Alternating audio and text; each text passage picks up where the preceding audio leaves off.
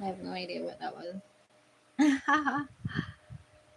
And it's not telling me. Hold on. Anyway. So, a part of my responsibility of having sort of gone through a particular kind of journey and then coming out on the other side of it, having gone through a process of not only engaging my own internal landscape, but feeling this social responsibility to give back. And that's what sort of first realizing this human trafficking ring, which is basically a part of the Lodge Group. The Lodge Group is like this interconnecting series of group, male dominated, um, that go through certain rituals or whatnot and have sort of this network of people, business people, and it's usually a sort of a hierarchy. Those are who we call secret society people. In the Caribbean, it may be the lodge groups. In America, it may start at like the Freemasons, which is like the lower tier of like sort of this African American, um, I guess, in certain um, fields of practice or whatever. Also, you have like the skulls and bones, you have like different tiers, different class, different the upper echelons of every society have different secret societies than those who are not, basically. So you have different, different things happening. Some of those things is that the the quote unquote first world will always be sort of looking, or so it's perceived. This is one of the things I was writing about, having studied anthropology and being involved with writing papers and sort of doing research, and then going back to the Caribbean and having my own synopsis, especially in the way that I ended up going back to the Caribbean. So um I had to sort of explain to someone yesterday, actually Earl, who lives upstairs from me. I just moved into a new place in Georgetown, in Guyana. And in trying to explain to him certain things, he had other stuff going on and wasn't, so I just felt this need to like express, because that's what happens when you're a creative person, when you're a spiritual person, when you really in some ways engage your internal landscape for many things. Like, not only am I using sort of my internal self to create, to write the songs, perform songs in particular ways, poetry, stuff like that, but also the jewelry that I make. It puts you in a certain zone of creativity, which neuroscientifically does create certain chemicals in the brain and stuff like that. That is what sort of is a part of the creation process of what even comes into your consciousness. And that's one of the reasons why I've always felt really blessed, having found, even though the inner group of Rasta who I ended up um, being engaged by to basically join their group, not realizing it was a cult at the time. What it did was allow me to cultivate a really strong relationship with the Most High and the Most High within myself. And I think that is what was sort of needed, because I was this upper class, sort of living within this African American environment of overachievers, of Ivy Leaguers, of people who are really in art and at certain, in New York. And so my consciousness is very different to a lot of people who went to America from the third world, because a lot of people who go there from the third world are just there sort of trying to survive. A lot of people end up being like hustling, being in the streets, stuff like that. A lot of people, like, I lived a very like non sort of Caribbean based. I mean, we're talking about Colorado, we're talking about even Connecticut. being in environments that I was one of few, you understand, of my race. So I I was not in environments where I even really understood what was possible, you know, in the structure or what can happen within the fabric of the third world environment. You understand? Because I left Jamaica when I was a child, and even before that, like my summers were spent in America with the Forresters, with that side of the family, and then I would come back every summer and go back to school. Some of the best high schools in Jamaica, some of the best one of the best prep schools as well in Jamaica, and doing really, really, really well in school, like all the time. What I came to realize, though, having sort of this spiritual awakening while I was in New York, was that there was a system around me and had been for a while. I tapped into a certain knowledge internally that I should have never known, other than somehow I tapped into something being in Mexico, in Tulum, my Temazcal experience, strapping on rock climbing gear and self belaying into that cenote, like climbing the pyramids, being in certain environments in Mexico itself that really engaged a certain part of self. But when I had my Temazcal experience of being in this clay hut thing with a lot of different kinds of deprivation, and it was just very interesting what the shaman was sort of bringing out in us. And I returned. I walked out of that having tapped into something, and it was almost seemed too much. So once I got back to New York, I started to ask a lot of questions of people I knew, and I just kept going further and further back into till I reached my family, and I started asking questions. And because I wasn't supposed to know anything, have any questions, because it's a relatively subtle um, form of human trafficking in its initial stages. Is until, of course, you or if you realize what's going on before you really get hooked into it with somebody having put a ring on your finger and now you're in a marriage, legal engagement as well, which creates a whole other thing, because when children are involved, it then becomes who has the child. It then becomes who, is walking away with alimony and stuff. I mean, it's a lot of different reasons why wealthy men, whether it's in the Caribbean, whether different parts of the third world, or in America, or in New York City, where like the best and the brightest and the whatevers are. That's where everybody is, in a way, especially in certain environments. They also want a certain control over the women who are in their lives. And if they can pick from a select group and not have to go all the way to, all the way east, you understand? They can just be in the Caribbean, in South America, in certain environments.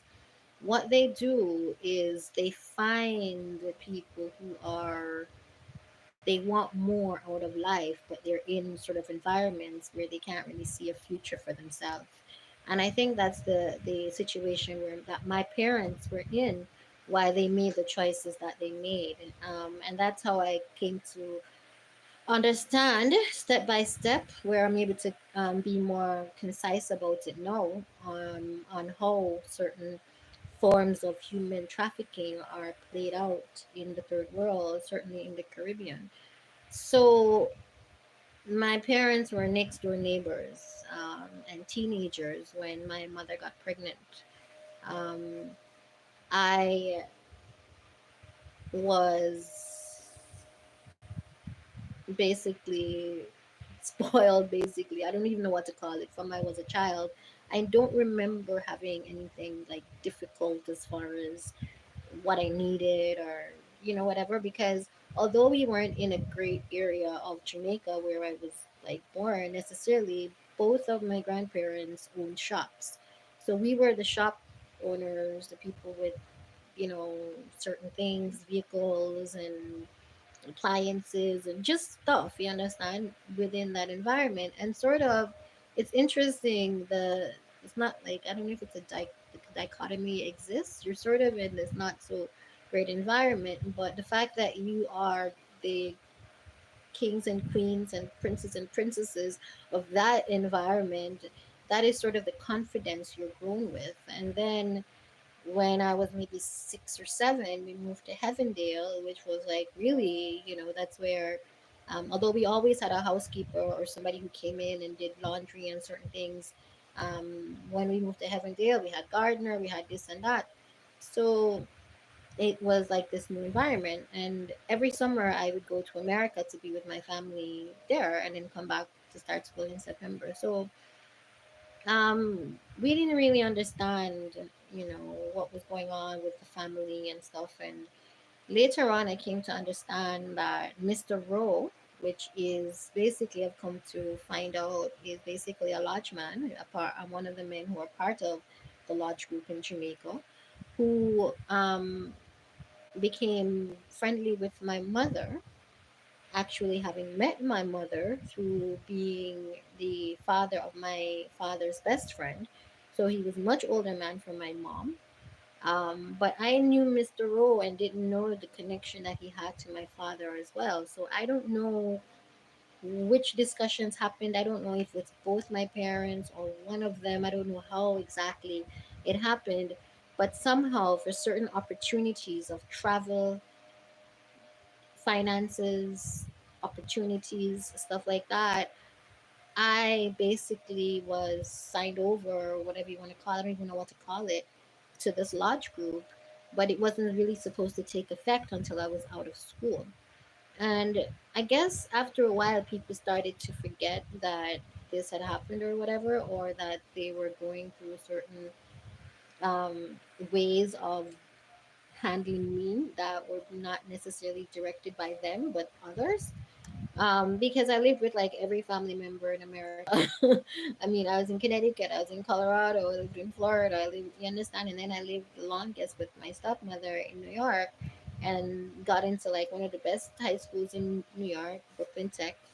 Um, and that's where I became like a Manhattan person, going to like a school with a lot of overachievers and being like this Manhattan city person, and my stepmom working also in Manhattan. So, like at least once a week, we would meet for lunch around Macy's or go shopping around that time or whatever it is, because she worked at HIP Insurance right there on 34th Street. So, anyway, when I started to come to my realization that there actually was sort of this network around me, and it was upper class and very elite, sort of the waspier sect of the New York society. Because I mean, when I was 18, I met Steven, who is um, multiracial or whatever you call it, or biracial. His mother being Caucasian, his father African American. Um, we lived a very upper class Manhattan, um, Hamptons in the summers, Sag Harbor, Martha's Vineyard, renting a house there for the summer, being there, traveling because he worked for a hedge fund. Um, we were just like this very upwardly mobile, and even beyond that, always representing our culture among certain people. Because like we're going to Sotheby's, we're going to Harvard Club, for alumni stuff for him, or for dinners or whatever it is, drinks. We're in certain environments and we're sort of representing, or whatever you want. I don't know what you want to call it. We were rock climbers. We're going upstate, New Paltz, New Shawangtongs. We were always sort of doing stuff differently. And I think that's what sort of prepared me, for having realized that this human trafficking ring was around me.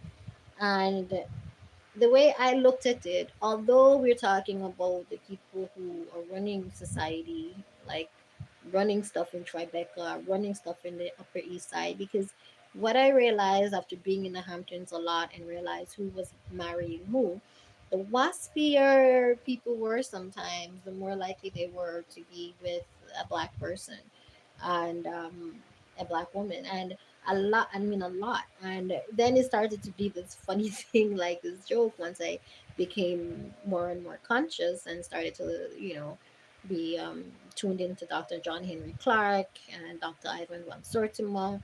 Once I started to listen to Bobby Hemmett and Dr. Delbert Blair, Dr. Drew Pookrum, once I started to read certain books like Stolen Legacy, The Miseducation of the Negro, once I started to really dive into who I was, um, and putting that together with what I already knew, because I'd already been traveling to Dubai and being in Hong Kong with with Stephen, for stuff he had to do with his hedge fund stuff, and being all over Europe just to see Europe, so Italy and France and Brussels, and like just being that couple. And then I had to seek stuff for myself. And then I went to Turkey by myself. I was there for like 3 months. And then I went to Mexico, where I got tapped in. Now, being tapped in is an interesting thing because when you're not supposed to know certain information and all of a sudden you understand certain things and you're asking questions and looking at people's reaction and they're not reacting right, like people who your family, stuff like that. And so I started to seek. And because I was in college, I gotten into Columbia University, deferred my enrollment for a year because I couldn't afford it. Started going to Medgar Evers. I'd already had my certification in graphic design, already working in New York. Um, now I'm diving into going back to school, going back to college. Got into Columbia, which was my first choice. It was like the Ivy League school. To me, it didn't make sense to really go to college if it wasn't going to be Ivy League, because those are the people that I was around. And what's the point of going to college and you're not going to be leaving from Brown or Columbia or Harvard or Yale or whatever? You understand? So I was already making a huge concession and going to Medgar Evers because I had already decided that. But that is where I was um, taking in a lot of this conscious material, finding a lot of these DVDs because I still live on 16th Street in Chelsea in Manhattan, now going to Brooklyn. And that's where, after showing myself to be this radical person, going against like sort of the system, that I was reached out to by this inner group of the Rastafarian thing. This was when I was at Mega Everest. So now I'm like, trying to decide if I stay in New York, in Manhattan, and start to see all this stuff. Once it is understood that that there are cameras in your immediate environment, once you start to understand that certain people are like decoys there, like they were trying to, you would go places and they would hold their hair and be shaking it, like they would be doing certain things, that because it was all now about the psychological game of reeling you in. You understand? Because there are three bases of this human trafficking thing that's going on. They are looking for people who are going to take care of the ill in the hospitals, because a lot of people at a certain demographic are sometimes likely to be on welfare and stuff like that. Where so they have foreigners who come over who basically are doing these kind of jobs, home health care workers taking care of the elderly, and also the nurses and stuff like that taking care of the ill in the hospitals, as well as who they want to rope in as the brilliant beauties who get to be, their caged wives. And that was my whole thing. You understand? Um, a plush environment where you don't have freedom of travel, freedom of certain things. Once you say yes to that situation, no matter how much you're a trust fund baby of this, you know, um, like super wealthy old money family, once you're certain being chosen by certain people and you're basically this, like, I'm not choosing you. Like, there's certain things that I wanted after being in a relationship with a black man. Mind you, a black man who was raised by a white woman. He he was a very different kind of African American, or whatever you want to call it, if you want to say it that way, because he was just like this Manhattan kid. You understand? And a New Yorker and all of this. And um, when I started to seek a community outside of New York and outside of um, the system that was so clear, um, of those who sort of never felt that inner will within themselves to think that they could do something different. I was born in the Caribbean. I did have a certain foundational in my upbringing, but my foundation was of a black person's confidence in seeing, because Jamaica is basically a black sovereignty, and so a lot of the wealthy or certain upper echelons or whatever you want to call it are black people. So although there is a lot of mulattoes or quote unquote Caucasian Jamaicans who are the upper crust of, let's say, the 2% that's running the country, there's a whole other 18% of that top 20% that's really running things, and a lot of them are black. So being like a black woman now in America who had the experience of having a housekeeper as a child and having a gardener that came in, and like traveling every summer to go, going to New Kids on the Block concert, or like just being this very living this very um in the Caribbean, the upper class have it a little different than even in America, because at the end of the day, you feel a sovereignty that you don't really get to feel in America, because most American blacks don't really feel that it's their land, let's say, even if it's sort of subconscious, or um, the sub the under the radar, um, not really spoken about yet. It's sort of the thing that gels, so that so many of those who just happen to be of a certain race just happen to have more opportunities, and so we all kind of understand that that is so. But having had that first 10 years or whatever in that kind of environment in Jamaica, it makes it very different. Like, I was in mostly Caucasian environments, yes, but I had my big wild afro. It was very few times that I was really trying to fit in per se.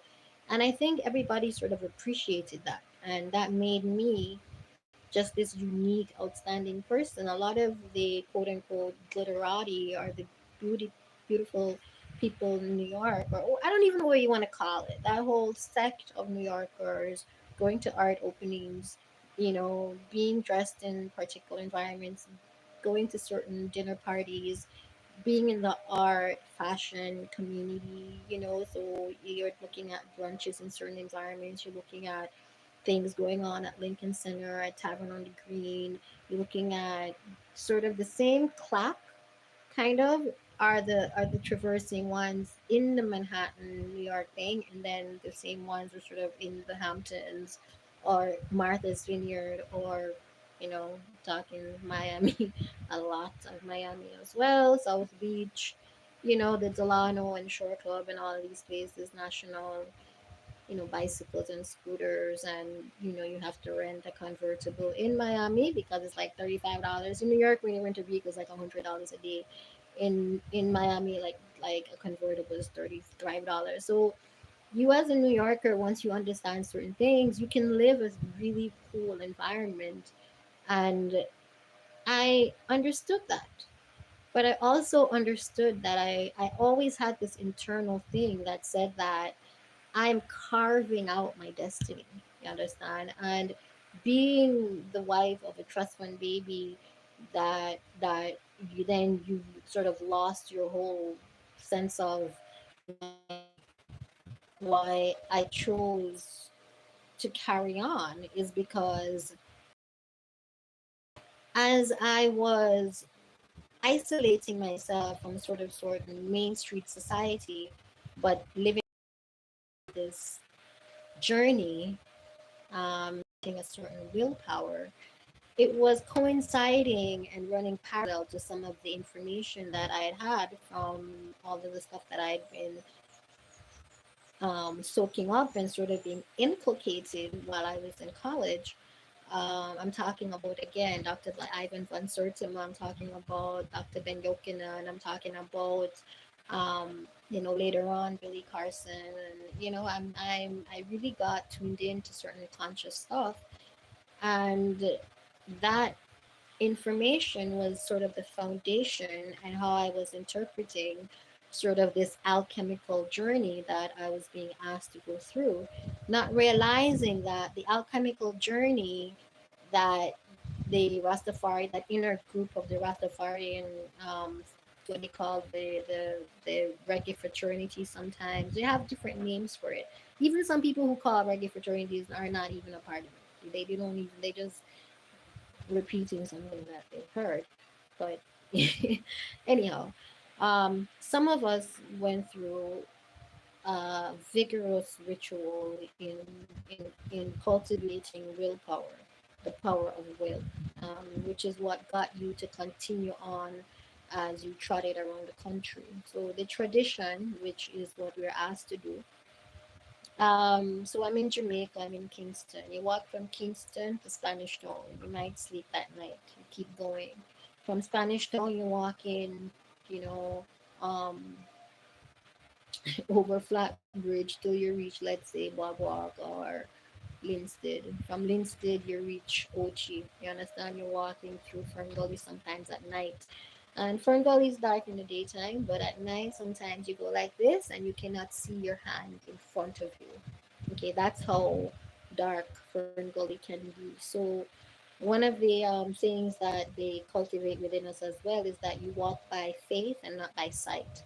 So we're leaving from Ochi, you reach Falmouth. From Falmouth, you reach Montego Bay, and you're doing all of this on foot. You're doing this in the sun.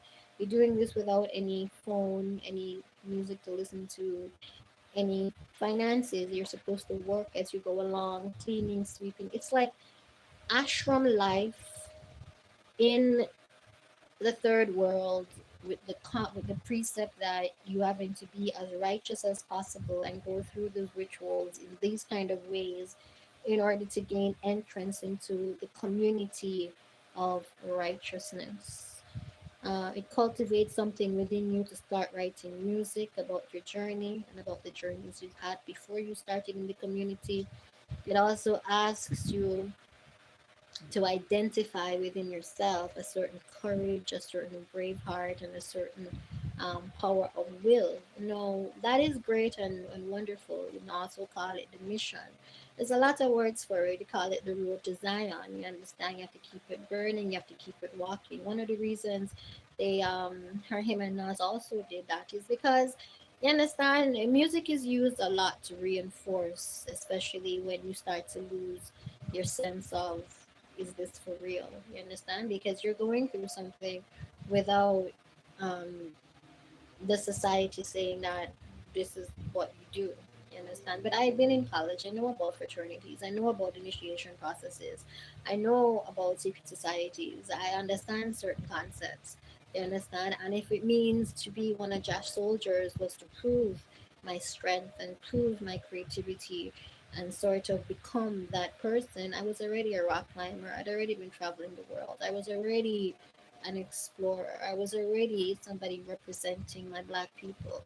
You understand? I was already somebody representing an environment where there weren't any of me. So I was very used to being exceptional and exceptional in the midst of people who weren't like me. And so I was really, I've lived a really beautiful, gratifying life.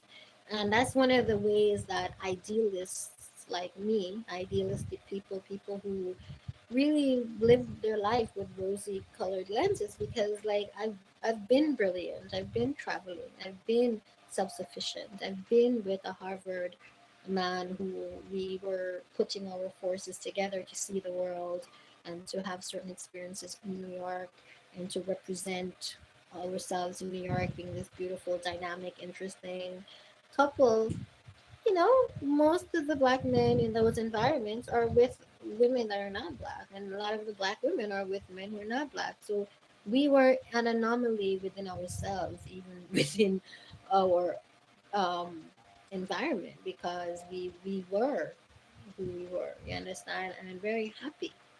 You know, very communicating, very full relationship. But when Stephen didn't want to have a child, and I it was okay when I was 20 and he was saying that, but then I'm like 25 and he's still saying those things. It didn't make any sense to me, and that's where my journey of going to Turkey without him and doing certain things that I would have normally done with him at my side, going to Europe and being in Europe by myself and doing this whole journey, which I had never been to Europe without him before.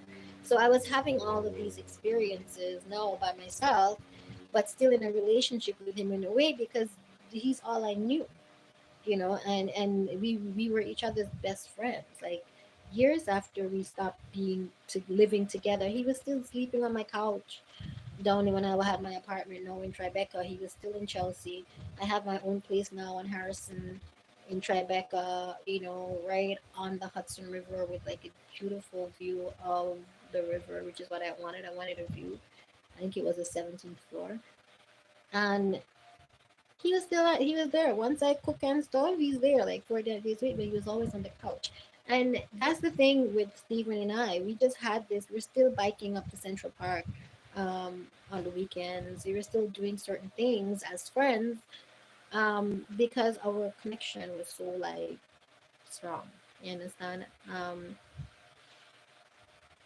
In trying to explain what my family must have had happen, where they basically did something to create an environment for themselves where they could be out of their environment, and using this idea of like um, not a scapegoat, like somebody who know can create opportunities for the rest of them. Um, so a lot of understanding that and you know had me even further um, wanting to relay back the messages through this Rastafarian community now after a while and after reading the book If Caterpillars Can Fly So Can I started to realize that the Rastafarian group was basically a subgroup of the same Illuminati lodge guys that were in New York, in Jamaica through the lodgemen there or whatever. Because, and how would that happen? How would Rastafarians, like, you know, or whatever you want to call it, have certain knowledge or privy to certain information about this inner human trafficking ring that's basically plucking the best and the brightest of the women in Jamaica and the ones who they want to be, you know, nurses and caretakers or whatever it is, because it's mostly females, um, that is also being sent to America. So I mean, having studied anthropology, there was like so much that made me feel like, okay, there is a reason why it's me that has that's going through this. It's me that's having this realization and got tapped into this knowledge. Like it's like how many women have gone through these same things. Anyway, so in basically now living a peripheral life, thinking I'm running from this human trafficking large people ring and being sort of on the outskirts of society, let's say.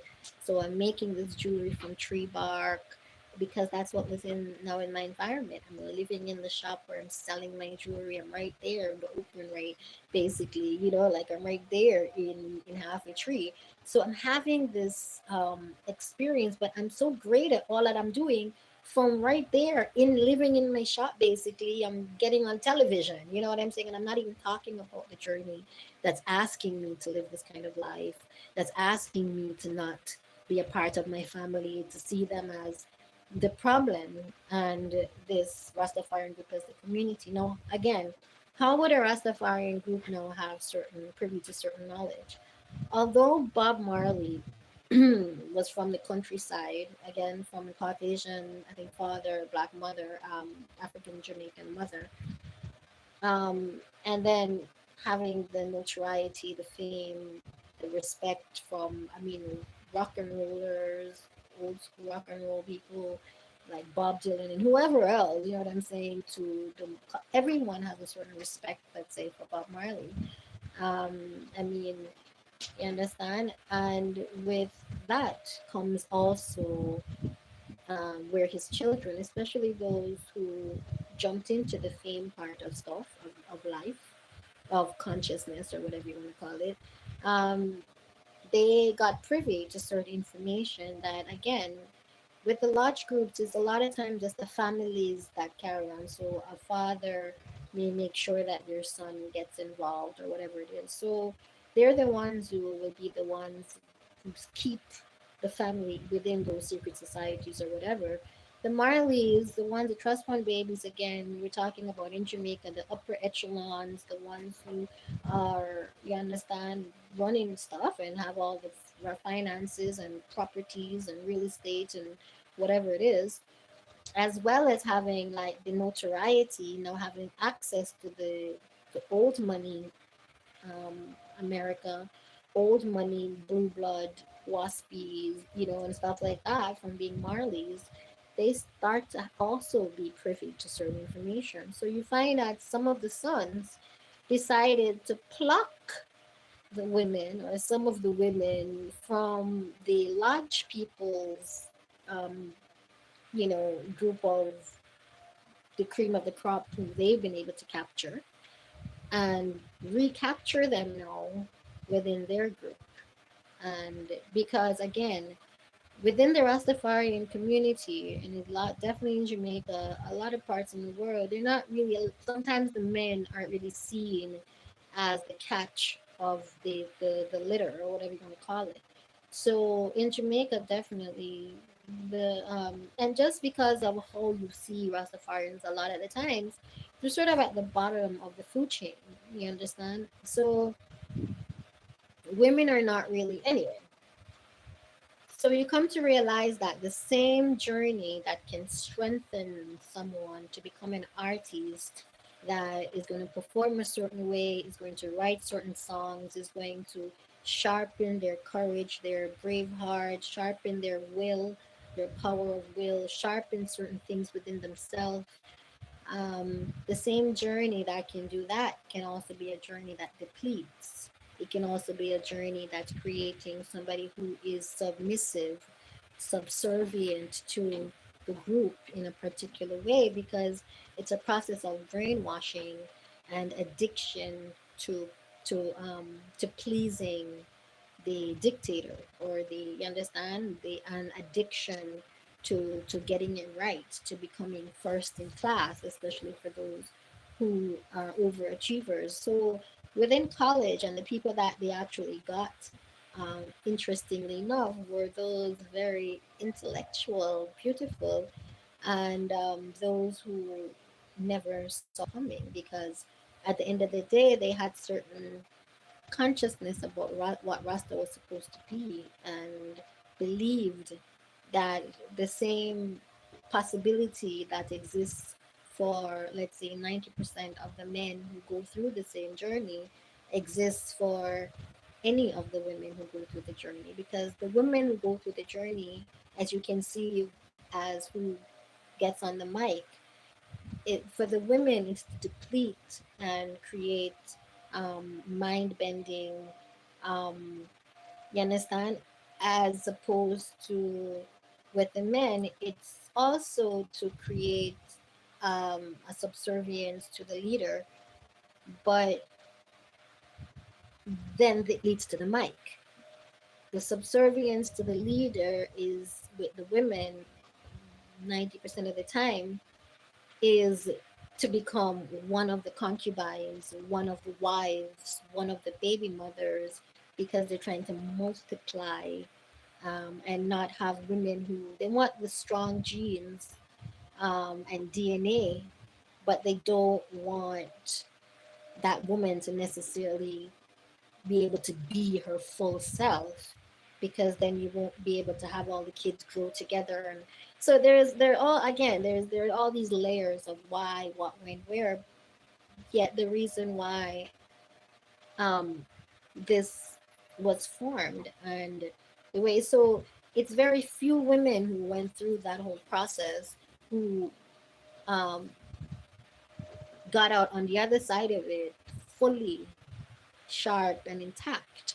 Because, and the main reason why it happened with me that way, even though the intense, and when I say intense and intensive, if you portions of it is displayed in the video of autumn leaves, the kind of sun and the scorching of, like, you don't understand what the sun can do to you after the second week of walking in the sun dehydrated, because you're asked not to drink any water or as little water as possible, because it's supposed to be this alchemical journey of purification.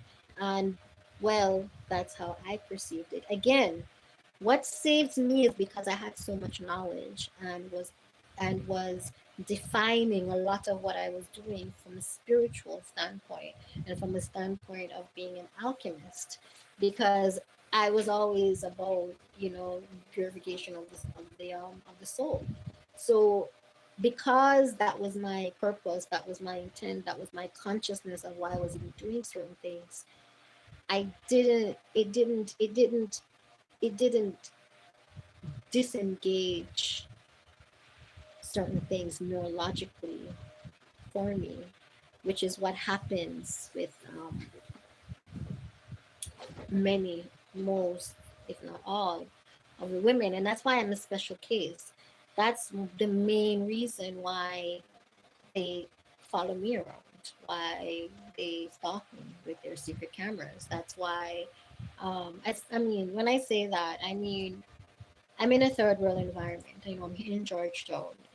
Once they have a big brother camera in your house, which is easy to do because all you have to do is pay the person who you're renting from, or some electrician who's going to do your stuff before you move into the place. Once they know your movements, they can get to the people or get to someone, you understand, and which allows them access into your privacy.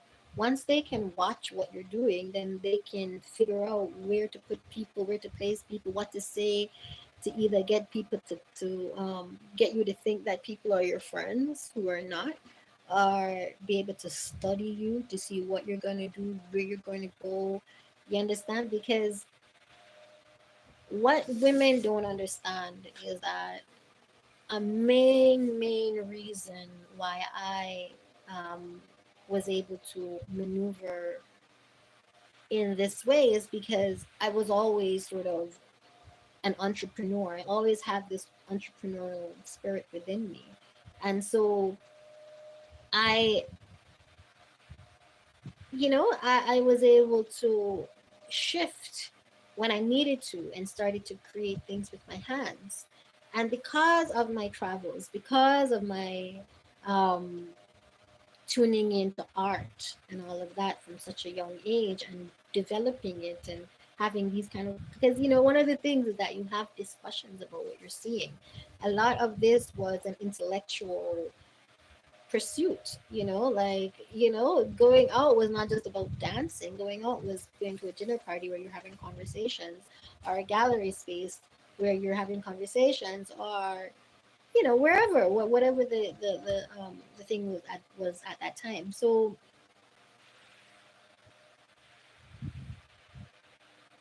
placing all those things together and realizing that in the third world, people are neurologically addicted to the chemical that you're producing the most, and those chemicals are fear based chemicals because the 80% of the people, 85% of the people are under a sort of oppression. You understand?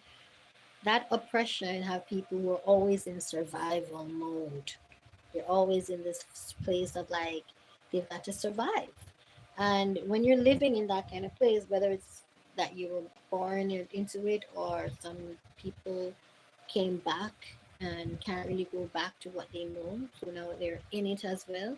Everybody is in this survival mode, and that creates certain chemicals within their own brain that, you understand, everyone is just like clawing at something, anything. So anything that feels like, seems like the lottery has just landed on their lap, they're basically going to take the opportunity. Like, a lot of people with the up with all of the things that is before them of possibilities, few have the possibility of really having an opportunity outside of the everyday, like, okay, this is what I'm doing now.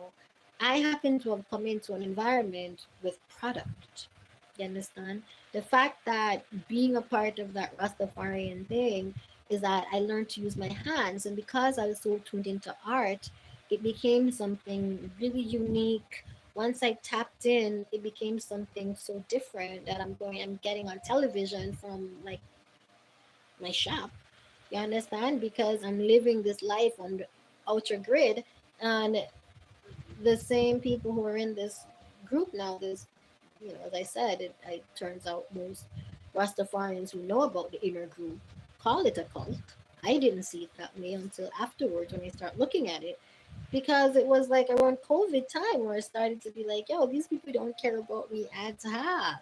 How long am I going to be doing this and feeding them songs and feeding them concepts and hearing me out there through, you understand? And it's all because my DNA, control of me, those things was what was at the forefront. It was not the same journey. Yet I was a drummer. Right now, I don't have my drum with me. Like, I feel, my drum day in the countryside right now. I need to get it. You understand? Like, I went through a journey that allowed me to, even when I came back into society, could use my hands and create products that if I take one of my waist beads and walk from here to Regent Street, I must sell the waist bead. Most women don't have a skill that is so immediately marketable wherever in the world I am. I can create the things that I make, and I have product. Most people, they go and work for somebody because they don't have product. Some people have products that they buy over here and they sell it back. That's a great business model. Some people get materials and do something different, and the world calls it art. So then they can charge what they want for their product. Some products, everybody's creating it. Like, let's say the Rasta chains. It's red, gold, and green, and whatever it is, and it's all over the place. In fact, some of it is coming from China straight, made just like that now. You know what that looks like. That's how that you and you know what people sort of charge for that. So you're going to base what you're doing right on that. When you create art, you decide what your art is worth. And when you realize that you don't have to create stuff for all different class, or what you want to call it, of people, because not everybody has the same spending power. So I was creating volume, like literally just focus, going in the zone and creating. And yet the people who were like, say, the more pedestrian people, or whatever you want to call it, the people who are taking the bus or taking taxis or whatever it is, they're more likely to like the beads, to like certain things, that is that. And then the people who are like art, they don't even want to know that everybody can afford what they love. So it immediately became so obvious that it wasn't me creating like this crazy volume of something that the normal people, going to work and doing whatever, don't really see. But the people who run in the country and the kids of the people running the country was who was buying my jewelry. You understand? And I was doing that with no infrastructure, no backative, writing songs for this cult, not realizing it was a cult, not realizing that my mind wasn't bending and shifting in the way that it was supposed to, that I really had this expectation of greatness. That, you know what I mean? It was like this thing was still going on within me. And in a way, that's what made it so that I can write the kind of songs, because again, I was doing anthropology. I'm a writer. I was really brilliant in prep school and in high school, whatever. I am an overachiever. I've traveled the world. I'm vibrant. I'm a world traveler. I love people. I don't. I lived in a Muslim country for 3 months. I can't hate Muslim people. I respect a culture that everybody can stop their business, stop what they're doing, and just pray 6 days, 6 times a day, whether or not it, it just you never leave God out. And at the end of the day, I'm not saying that I want like people to bend who are bending, but I found on my travels, and that's why I can discern people easier and better than others, because I had to trot around on foot and know when to sleep in a marketplace, when other women are around or whatever, when to be on a veranda. When you feel people out, when you're supposed to walk through the whole night and not stop. You become this. I used to say to people all the time. So you and your brother living in the house with mom and everything is whatever. You finish school, now you're in high school and stuff. Now you're in college. You're living at home. You have your little car, whatever it is, and you look at your mom and your dad and you say, you know what? I want to become a soldier. I want to go into the army. And your mom is saying, why? You have this great house here. Do you say no? I feel like I should be a soldier.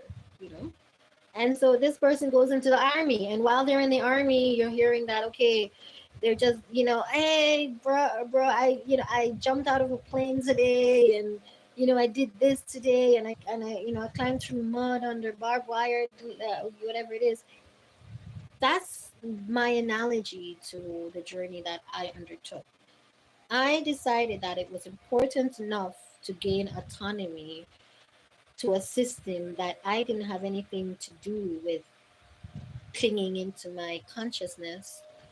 And I mean, at the time, I didn't know that they were going to keep trailing me wherever I go and think that somehow they're going to just pay people. Because at the end of the day, I'm one in a billion. I'm a one in a million case, because most people, again, I still have my consciousness, my brain, my everything in a consciousness of love and appreciation and giving back to society.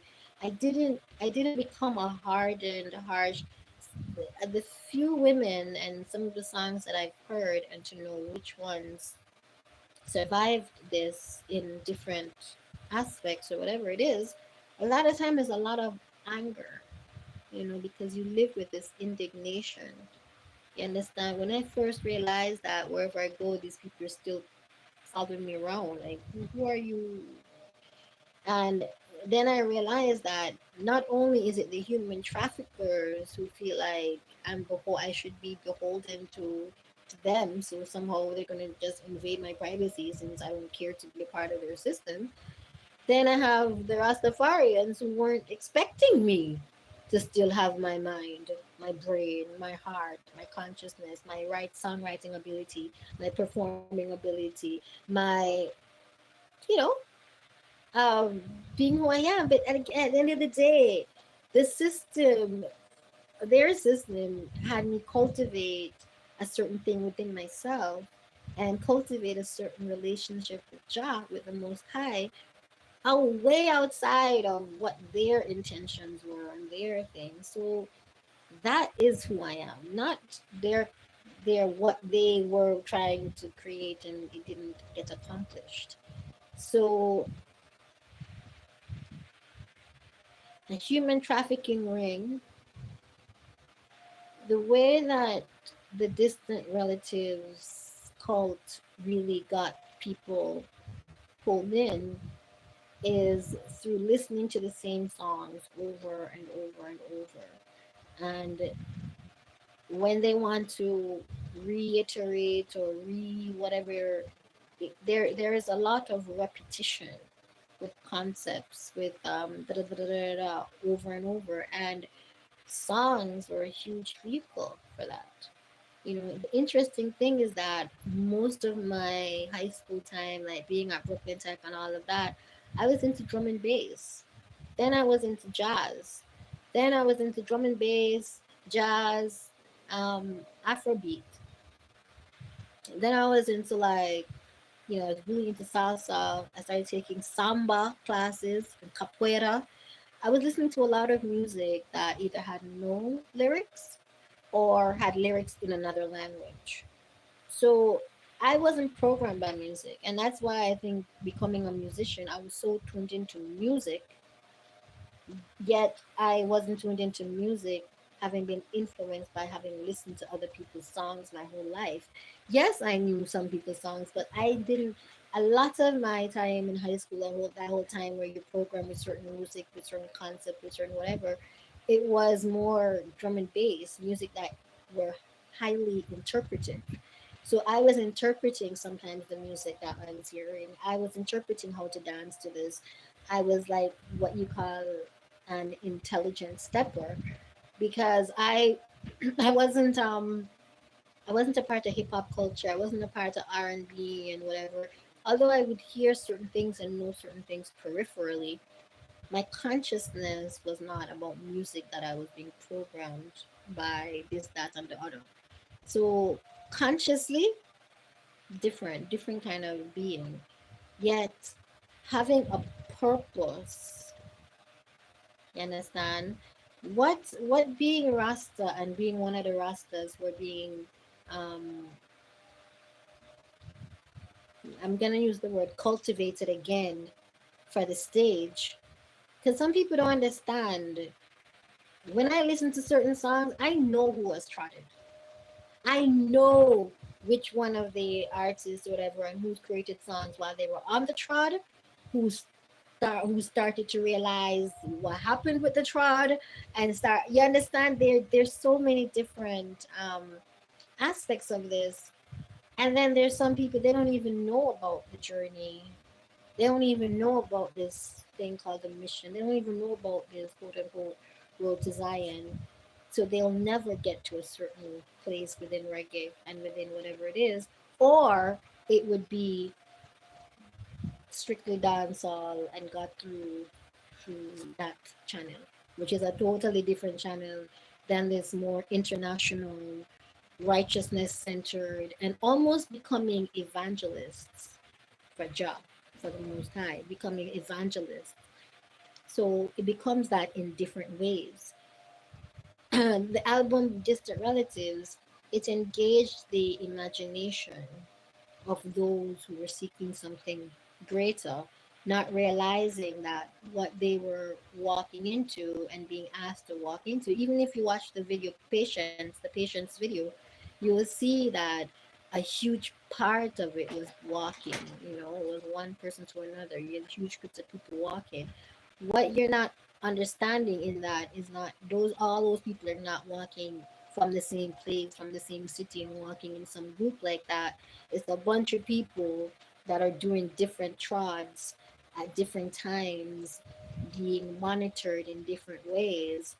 Yet, those of us who were female, who showed a certain strength, who came out of it having gotten a certain willpower, you have the men from that same sect, the same people who you were engaged by, the same people who thought they were going to be able to manipulate and control. And what the irony is, right? So I'm living this cushy, basically world traveling, freedom life, money, you understand? Cool. And I didn't choose that plush, whatever, because it didn't have any autonomy attached. And I ran into something that I thought was going to be a part of this ultimate freedom and being a part of the those who had a voice in helping my people. You understand?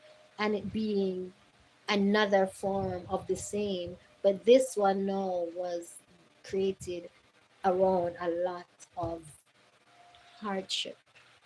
You understand? Because that's what that trod and the walking and the dehydration and all of that was about. Yet all of those things is what no when I get back into the world and get back and realizing what's going on. It's like these human traffickers have just been like this, waiting for me to get back in society to start at their young. All right. So I'm here. I decided that the situation in Guyana, this man, because, I met somebody who basically got me back. Yeah, I mean, I went like 8 years plus years, no relationship. I'm living like a nun, living like, and because at the end of the day, the choices of these quote unquote rastas, well, I guess I was supposed to get some brainwashing and then choose one. We're so I don't want to say less, but it's so intellectually nowhere close to where what I'm used to. I'm used to Stephen and I. I'm used to an I'm used to an overachiever, being overachievers, using our mind, reading. But our living room was books. You understand? We were readers, we were campers, we were rock climbers, we were travelers, we were representing in certain environments. Nobody that I was looking around at had any. You understand? Like it didn't even make any sense. And the ones who were at the upper um tier, let's call it, of the, I don't even know what you want to call it, the food chain within the cult, can't have a woman who has retained her strength, her abilities to write, whatever it is, unless it was going to be in a leadership position. And even the leadership positions who was wife was still going to be one of the wives of the leader or one of the, you understand? So not every woman is going to be okay with that in certain, gated communities where everyone is supposed to um, live together with all the children and da, da, da, da. You have to basically lose your mind a little and become totally complacent and totally submissive and totally this, that, and the other. And I'm there like writing music and sharp and chatting and strong and me, just not necessarily looking at like this put together. I mean, it's just so interesting that once I started to put myself together again, is when I started to realize like these human traffickers that was there in the beginning, I don't think there's much for them to really, you understand? Like I think maybe their system isn't really where it used to be. So the pickings are slim. So they become super obsessed with the ones who they can't get to. Or because it's so few of us who they really can't get to, that their only option is to just follow us around and try to. I mean, I make jewelry. One waist bead costs $3,000. If I sell 5 waist beads for the day, if I sell 10, and that's just the waist bead, one set is for 4,000 or 6,000. If I sell, so I have product. When I was in the countryside, all I have to do is leave the place. I have my big bag and I'm walking. People would be on their veranda asking me if I selling jewelry, if I selling something. Because it's those small environments, people would already know, oh, that girl with the big hair, she sells jewelry. The one they buying earrings, I'm selling an earring for $1,000, $1,200, $800 sometimes. Sometimes one person getting 3 different color earrings or whatever. Like I have product. Yet these large people, they're trying to make it seem like every woman has to compromise. I am not a third world minded person who don't know what all of their options are. I'm a first world woman living this because at the end of the day, we're the ones who can help the others who, you understand, become frozen in their or become so caught up in their own anger that they don't remember that they have to focus on what they're dreaming about. They have to focus on what they want in life. They got to focus on what they have the ambitions for.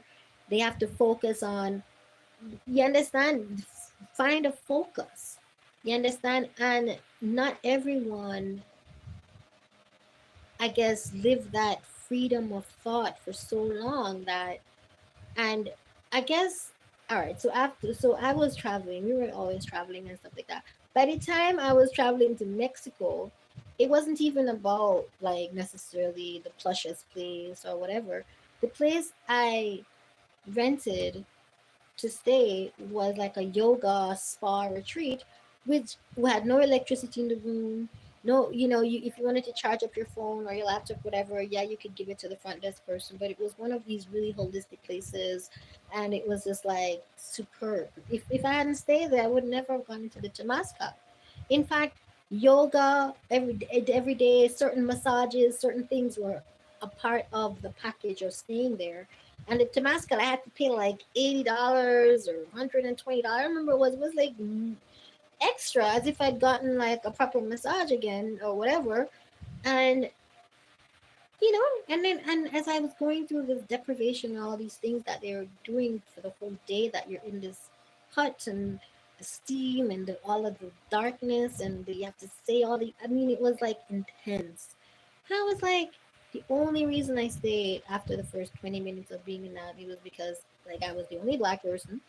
And I always have this thing where I'm representing, right? So I was really keen about not being the first one to walk out of this freaking situation. Because, like, what is this? Like, we just paid all the, like, what is this? Like, yet I stayed, and then it was just like, whoa, hours. When that shaman opened the flap again, and all that steam and stuff was coming out of the thing, and it was time for us to actually get up and go back outside. It was dark, basically, and then they used this water, and it was just like, I mean, yeah. So this human trafficking turning into this big brother watching scheme, what it does, it employs people, you understand? And what it also does, it allows people to feel powerful.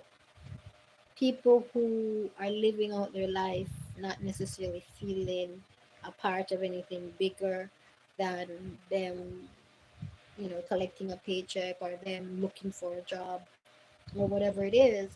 When they're being asked and see and to do certain things, when they are um, the conduit between the large group and the woman who they can't get to, they start to feel certain power because now they are the ones that can call that person to say some fuckery on the phone, or they're the ones who can start some fuckery conversation or say some fuckery thing to them that makes the large people feel good or entertained or whatever. I don't really know what the point is, but one thing I do remember is that, and that was really interesting in especially when I was in the Hamptons and really around the families of the old men people. Because I'm at dinner where like Gwyneth Paltrow and her husband are coming to dinner. I'm just in this environment of so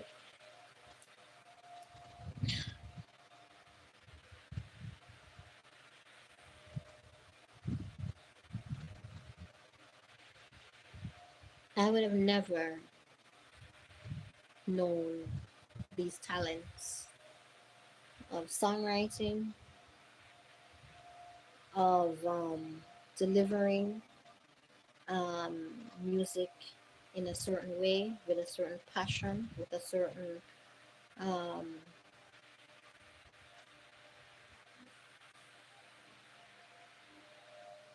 I really just believe. I believe in the greater good.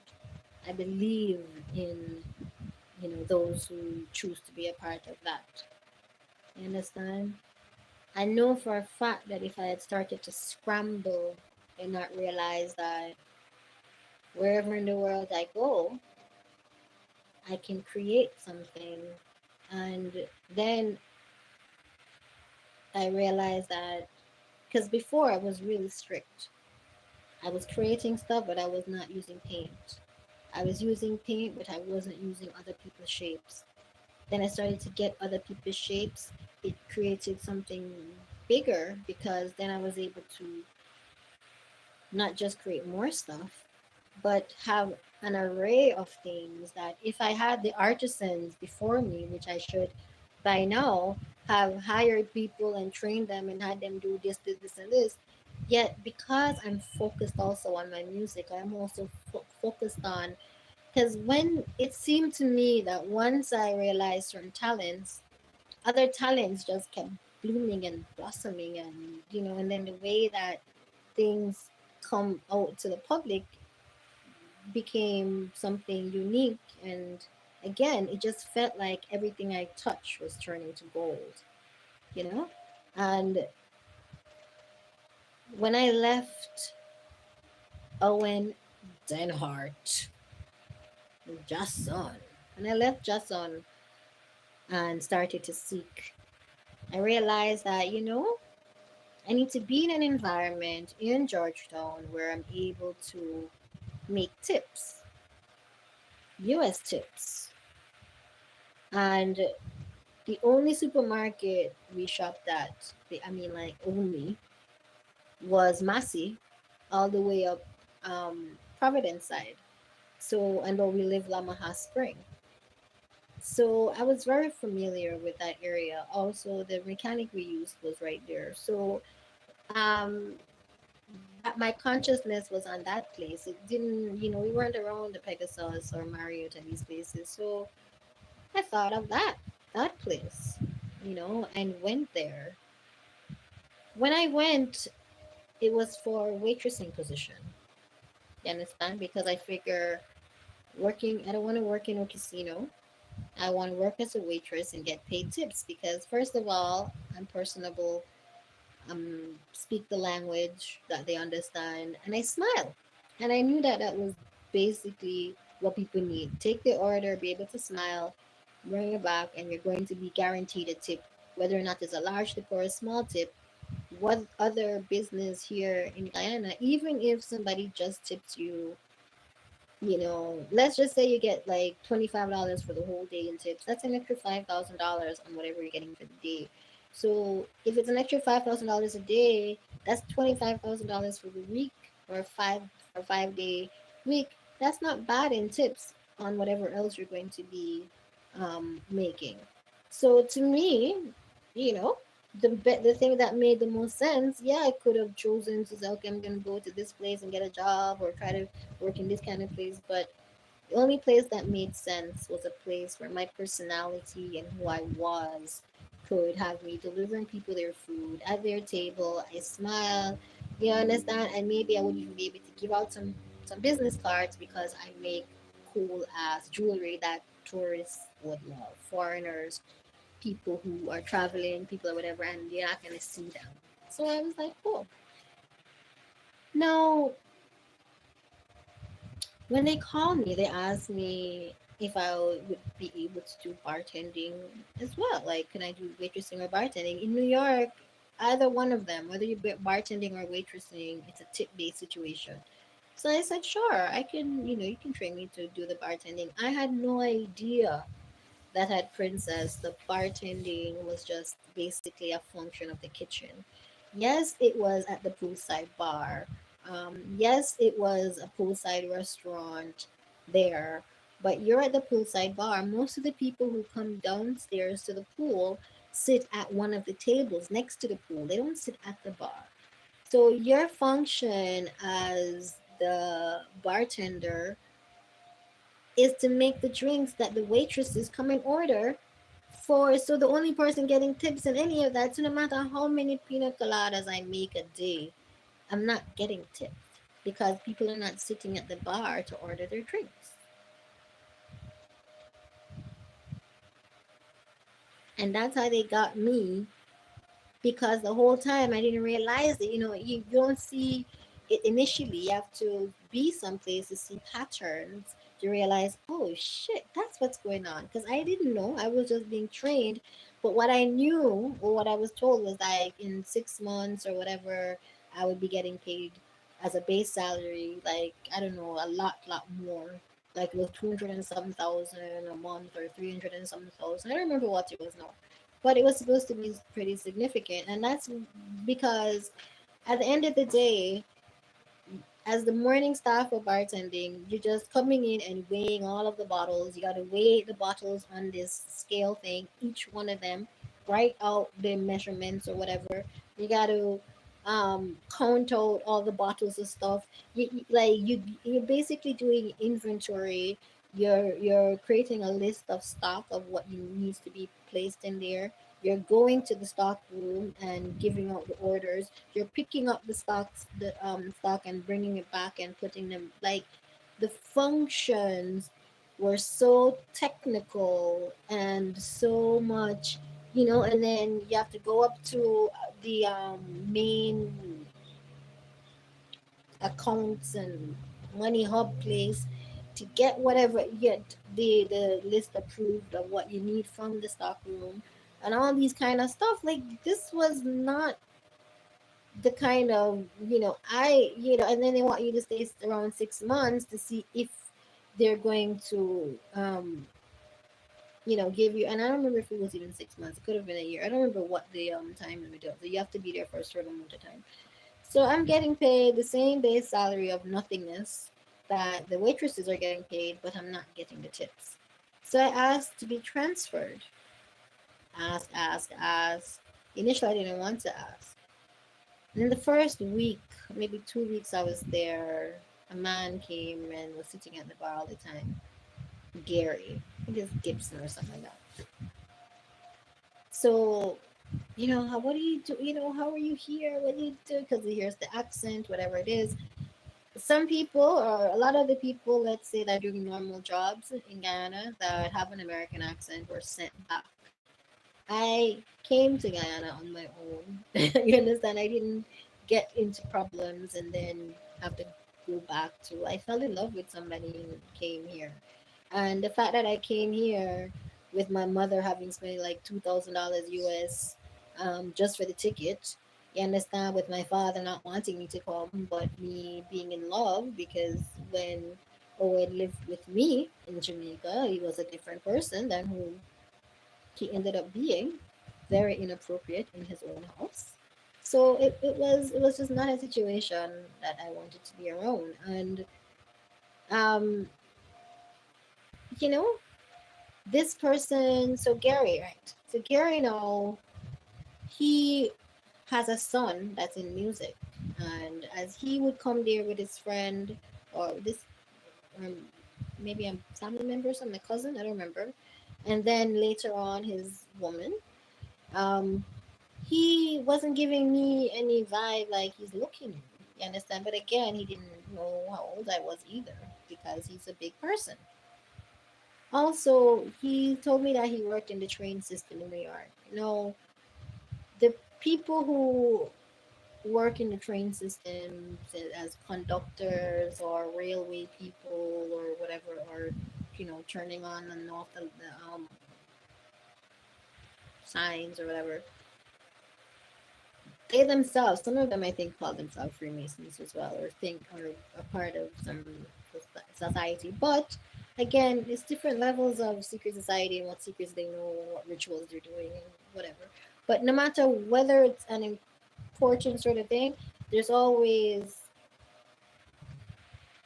something about numbers, being in a group which allows you access to what the other group members have. There's always some reason why being a part of a network, whether or not it's the network or the network of powerful people, it is a network. And most people want to be a part of something.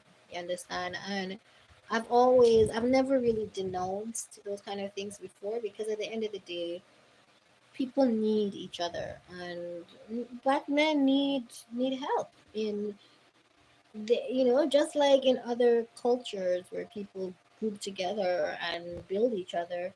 That doesn't happen a lot in the black culture. So whenever I see that happening in different ways, I'm always like for it. I'm there for that. So man, my music has always been on the forefront of my mind. Not even the jewelry as much. Yes, the jewelry as well. I always talk about my jewelry and my music. But when somebody is asking a question like, so what your dreams are? What do you love to do? What are you best at? Those kind of questions. I always talk about my music. Gary has a son who does music, and a son that he thought might like me. So he was showing me pictures of his son. Every time he would come to the thing, he would letting me hear stuff that his son, listen to music that his son had. He was showing me pictures, some flyer stuff that is, like just always about this. Even when his the woman who came, so I guess she decided when she met me that he was coming down there all the time because he has a crush on me. So when she met me, she started saying all this stuff like, because he was like, isn't this girl beautiful? Your son, like he was telling her that one of her sons would really love me.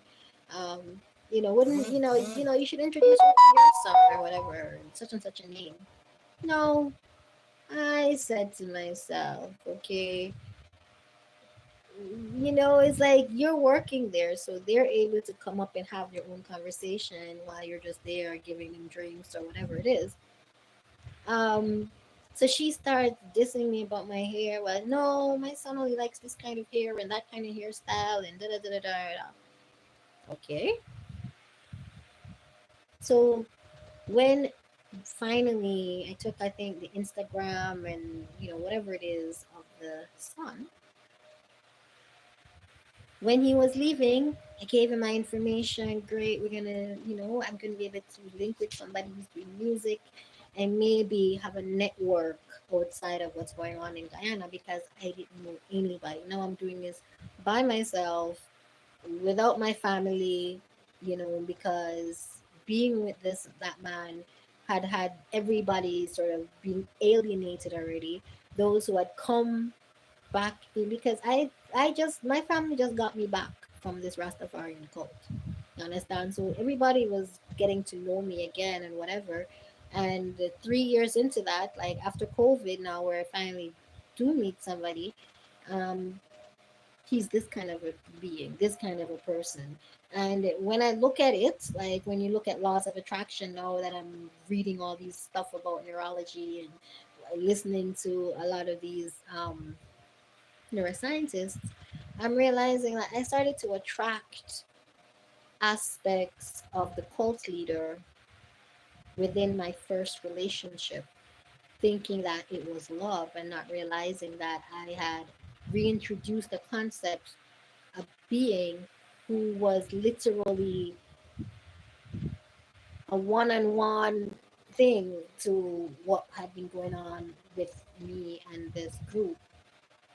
And it wasn't, I mean, of course, 2020 vision in hindsight, right? Because I did not realize that initially. So, whew, if I didn't have the skills to make jewelry, I wouldn't have a product that was marketable. I'm thankful that being a part of that Rastafarian thing allowed me to cultivate this um, confidence in my products that I create. Because you can stay inside and create all this stuff and bring it to the world, not knowing how people are going to respond to what you came up with. Like I wasn't using coconut shell, even that is different too in itself. But I wasn't using any materials that anybody else was making. even traditionally. Like I just was doing what I saw as art and what I felt represent. Times, oh, how come you don't use coconut? And because I use something that no one else uses. I use the material. I saw something in this that no one else has. I am creating this thing that is one of a kind.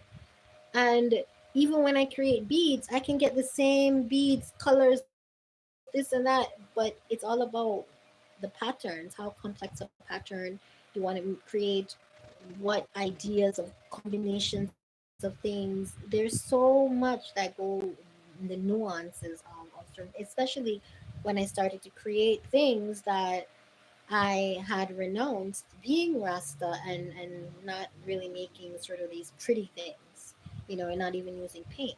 So there's a lot that opened up for me once I started to see things, and it allowed what I sell to be even more marketable. And that concept that this beautiful girl have products where she can use her brain, her sensibilities, her mind. I mean, I went into Giftland to sell products, having the person who owned the shop talking about all the issues that were going on, and me just giving solutions without feeling like I gotta hold it back from her. I mean, here's information. Go and develop your empire. You know what I mean? I'm next. I don't see dragging other people down or not giving people information or whatever. But me just being so frank and direct and totally helpful, have her offer me a job. Her offering me that job now was um you understand? Her wanting somebody who can help her with her development and uplifting of her empire. And I knew that. I knew that every time she was asking me what the game plan was, for me to delineate what I saw, what I think was going to do next, what was the plan. I knew that the height of possibilities is that she would pay me for 1 month and let me go, having, you understand, gotten as much intellectual property from me as possible. Because at the end of the day, she's in an environment where it's not like there are a lot of people she can hire for their ideas, for their sensibilities, for their this, that, and the other. Most of the people are from economically depressed environments where they don't even have any consciousness of how to market her products to the people that she's selling to. The sensibility of being people who create, the sensibility of being people who travel, where a lot of people are traveling, who are buying, um, having the sensibility of people skills, you understand, of understanding how to be firm as a boss, but still friendly and not, you understand, be respected, but also, you understand. So there's this balance that you have to do. And I am, Christine, and Christine de Cambra, who very happily was telling me that her last name is Forrester as well, because she married a Forrester, who she then divorced, and have been with her wife, Yasmin, for however many years. There's certain things that, I don't even, because,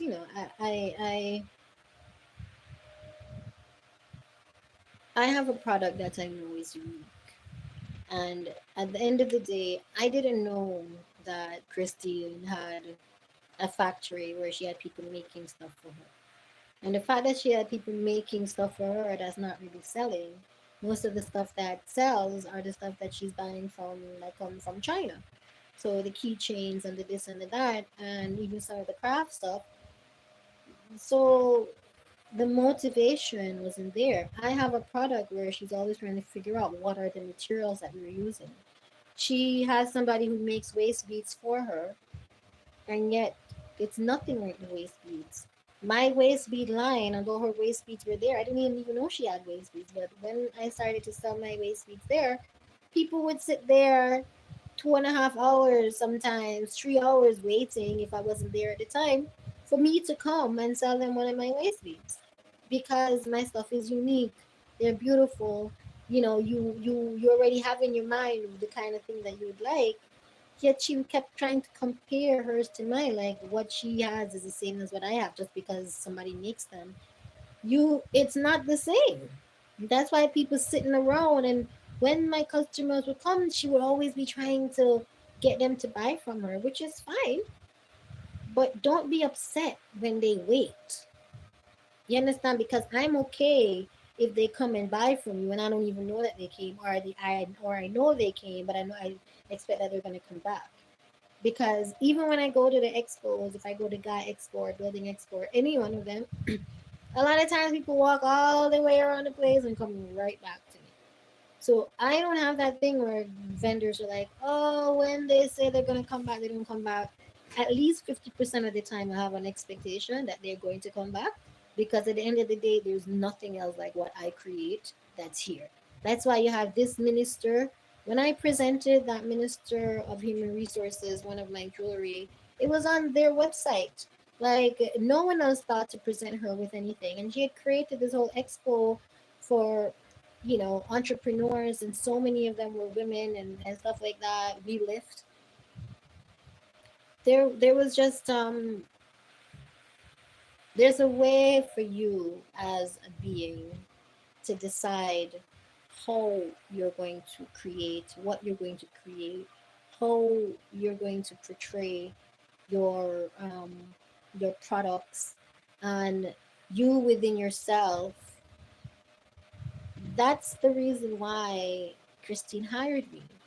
The thing though with being in the third world and having hired so many, as she calls it, Negro girls, is that she thought that trying to control me by not buying my jewelry, I thought we were just cultivating a relationship. So as I saw her pushing that off and pushing that off, I just kept kind of going along with it and really doing my utmost best because, like, listen, I'm an entrepreneur. I have my own business. Before that, I did computer graphics. Before that, I was in phone sales. I've always had this entrepreneurial self starter um, kind of vibe. So when somebody hired me, I took on her business, all of her kiosks, as though they were mine. So I mean, I would be finished dinner and I'm home and it's like 11:30 or 12 o'clock, and then I'm sending her a voice. Like, oh, just in case I forget, I just wanted to remind you that. Da, da, da, da, da, da, and I'm saying, like, I was so intensely involved with her project as if it was mine, because at the end of the day, I don't really know how to be a worker who this is what you do at this time of the day. I'm like, I'm a business owner. So I took on her business as though they were mine. And that's what she needed. She hired me to tell her how to run her business. She hired me to recreate her training manual and to retrain her staff in how to sell. She hired me to run her business for her. And yet then she wants to pretend that, like, I'm beneath her. From the get go, I said we're partnering. You understand? Because I knew that there was, and she knew also. But I think the longer that you're there and sort of filling in for the girls and selling for her, so she's having to have the same kind of conversations with you that she has with the girls at some points or whatever it is, even though I'm interviewing with her and interviewing for her and hiring and deciding who stays and who should be in which shop, and this, like, all of these things that she doesn't have, because Yasmin, who used to work for her, apparently, like, wiped her out, one of her bank accounts out completely, so she stopped trusting her. So although it was her wife, it was also somebody who she didn't trust anymore on one level, and that's why they didn't live together. There's a whole other thing going on, and although Christine and I were night, so we would have drinks, caipirinhas, again, Guinness, Fanta, whatever it is, food, whatever it is. Even sometimes with Yasmin, and but most of the times without, because Yasmin wasn't there really.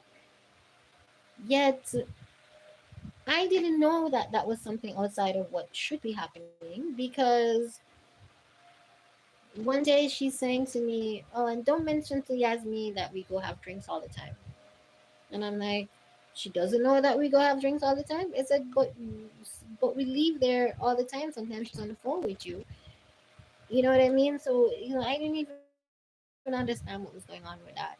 Um, so, and I didn't really want to be involved, because at the end of the day, Yasmin, who's not in her thing anymore in the same way as she used to be, now is seeing me as a threat, and I'm not. I'm not interested in anything but friendship. My divine roots lying there at Giffland and Movie Town, as well as my way speed stuff. And the thing is, she realized that me being there and my personality and my look and my vibe was like, it was just beautiful on every level. And so everything was working in her favor.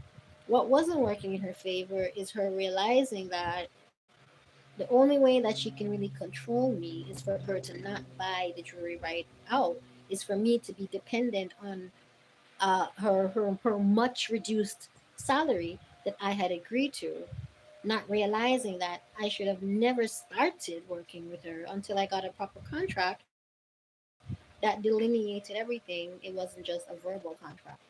And that thing of not having an actual contract before I started to pour myself into it was because I believe in the best in people. Honestly, I know that she could be a shark. I know that she could be this, could be that, could be trying to just get information from me, and yet I didn't start to really suspect anything until I started to see different craft people, and at least 90% of them had already worked for her and wanted nothing to do with her.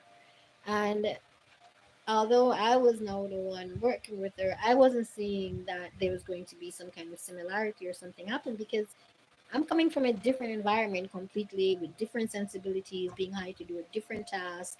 You understand? I'm not working for her in the same way that others have, or whatever. And that's why we always, sometimes she would be like, "Tamara, it really feels like you should have hired me. Like, how come it's happening like this?"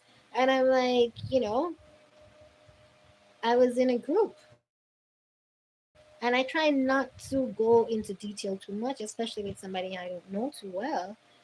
Yet, it's because it's such a weird topic, and I'm seeing her as this person that I just want her to understand who I am and see what my sensibilities are. Yet she was on this road to try to use me when it was time to pay me.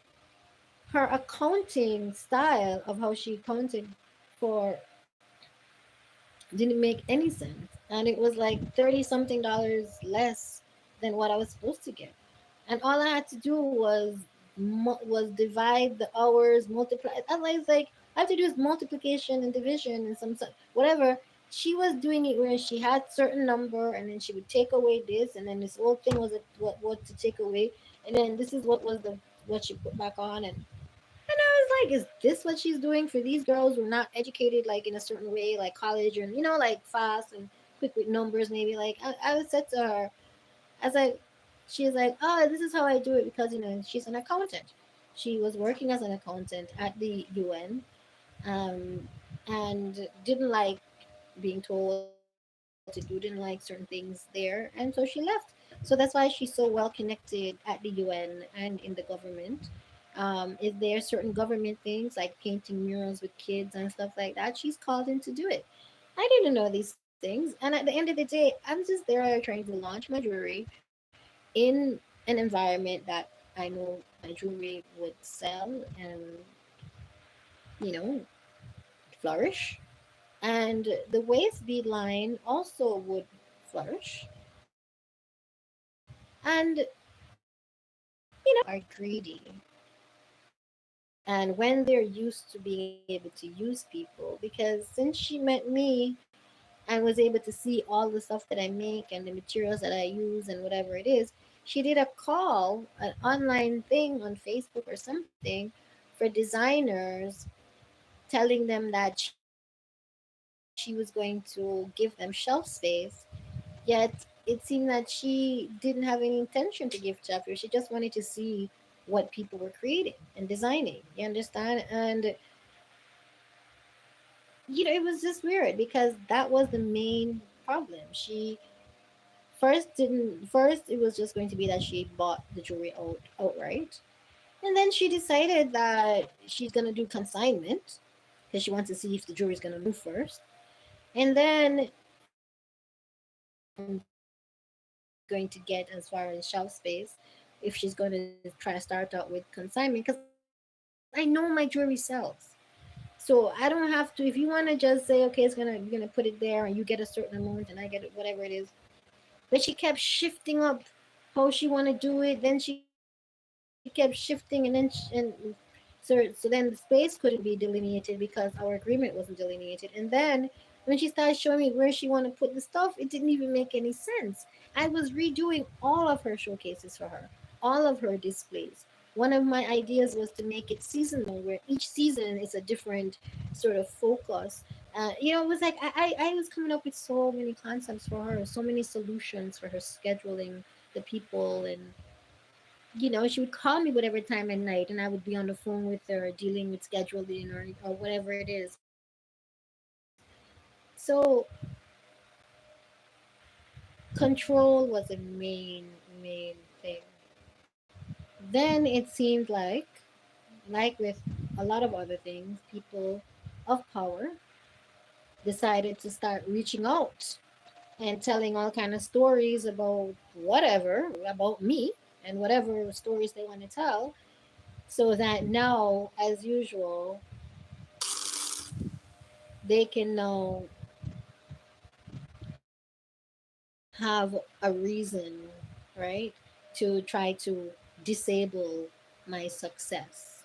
And that's a main thing that the life of creating things that I can literally walk from here to there and sell jewelry, so that even on a day-to-day basis I can survive. I can find a shop that realizes the marketability of my stuff and just buy dozens of it at one time because I create products.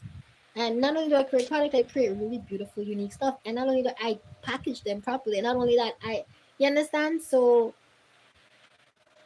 it's a constant series of pluses why I'm able to function, because as soon as you try to get a job on the grid, it's easy for people who are well connected to tell a story about you and disable that. So that's why a lot of women in my position don't know what to do, because they don't realize that with creating products, these hands, with creating products, you retain autonomy because you're not beholden on somebody giving you a job and giving you a paycheck in order to survive. That's why you never have to compromise. You don't have to compromise your mind or your heart. You don't have to compromise. You can, you understand? Focus on your goals, focus on certain things, because you know at the end of the day, you are a creative person. And that's what they didn't bank on. This they're going to get to somebody. Eventually, they're going to be able to buy that person off. Eventually, but it's not necessarily immediately. You understand? So, one thing I've always said is do the preemptive strike. Be brave enough to tell the people that you just meet, who you're about to do business with, or who you're about to live amongst, or whatever. Tell them what's going on, so when they're approached, they already know. Doesn't mean they're not going to take the money. It doesn't mean they're not going to be good, feel good about powerful people giving them attention or whatever it is. But at least you change how it sits in the mind when you frame it, and then they walk into the frame, as opposed to them framing you. and then you're having to backtrack from the lies, from the stories, because it's all about creating an impression about you so that people who are going to take the money anyway sometimes at least feel okay about what they're doing. They can look and judge. Oh my gosh, she had wine 2 days in a row. Oh my gosh, she had wine in the morning. Not caring that she's probably been dealing with a lot of bastards out there taking money to fuck around with her life. If these powerful people have been following her around and getting her or get people to do things or say things to get people to invade her privacy, to get you understand? Like, they know they're not the first ones that these people have hired. Or do they think that they're the first? The thing is, you have the inner core strength, whoever you are, to know that you having to compromise your heart or your mind or whatever to be something other than who you are is not necessary, especially if you create environment like even the buying and selling. You can create a certain amount of money that you can live off their grid. When I say off the grid, meaning that you don't need a job and an employer, because once that person is connected or want to be connected, they don't even have to be a part of the lodge for them to know somebody who they want to do business with at some point or feel good about being contacted or went to school with or whatever, especially in the smaller environments where it's really small at the top, really small environment at the top, so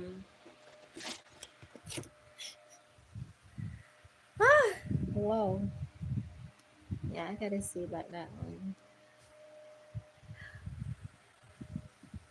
one.